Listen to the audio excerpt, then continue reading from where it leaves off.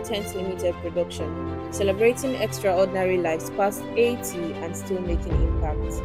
Across continents and cultures, some writers do more than tell stories. They redefine the conscience of their societies. Their words challenge power, heal memory, and give voice to generations. Today on Living Legends, we celebrate two extraordinary minds whose pen continue to shape the world. Professor Wole Soyinka of Nigeria and Ernaux of France, both Nobel laureates, both fearless observers of humanity, and both octogenarians whose legacies stretch far beyond literature. Different worlds, different histories, yet united by truth, courage, and an unbreakable devotion to human story. Born on July 13, 1934, Wole Soyinka grew up in an environment rich with Yoruba culture and oral tradition.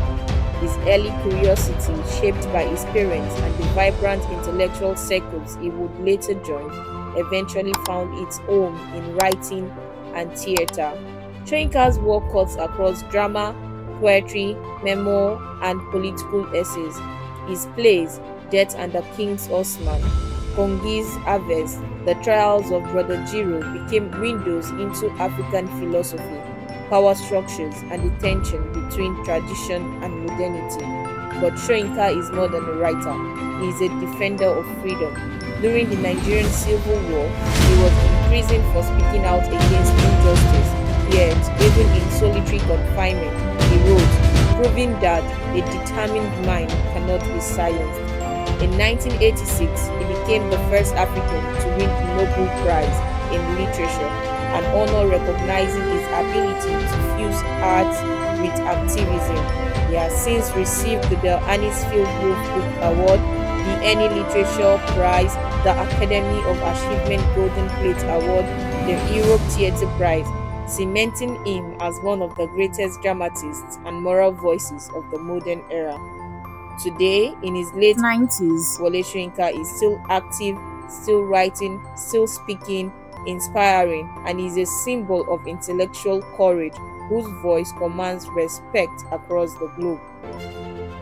Born on September 1st, 1940, Annie Ernaux emerged from working-class France and carried those experiences into every page she wrote.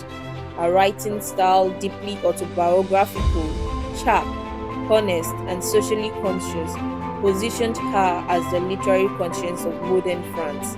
Her books explore everyday life, memory, class, womanhood, and the hidden emotions that shape identity. Works like A Woman's Story, Simple Passion, A Man's Place, and a masterpiece, The Years, redefine how memory can be written, blending personal memory with collective history. In 2022, she was awarded the Nobel Prize in Literature for her courage in transforming intimate experiences into powerful social reflections.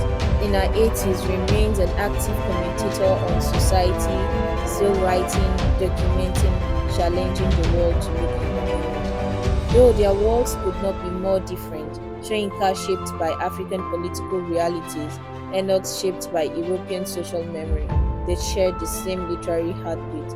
Both believe writing is a moral duty, a responsibility to truth, a weapon against silence. Soyinka uses theatre and essays to confront oppression, while Ernaux uses memory and confession to confront society's hidden wounds. Both strip away illusions, one on public injustice, the other on personal truth. Their commitment to honesty is why their works resonate across generations. Their influence is vast and enduring. Wole Soyinka elevated African literature and theatre to global recognition. He inspired activists across the continent. He fought for democracy, justice, and human rights. He mentored multiple generations of young African thinkers, created a legacy where art and activism meet. He revolutionized autobiographical writing. She gave global visibility to women's lived experiences. She preserved the memory of post-war Europe. She influenced feminist literature and social commentary. She inspired writers to embrace vulnerability and truth. Together, these two legends have shaped how the world documents injustice, identity, and memory. Though their voices differ, their lessons align.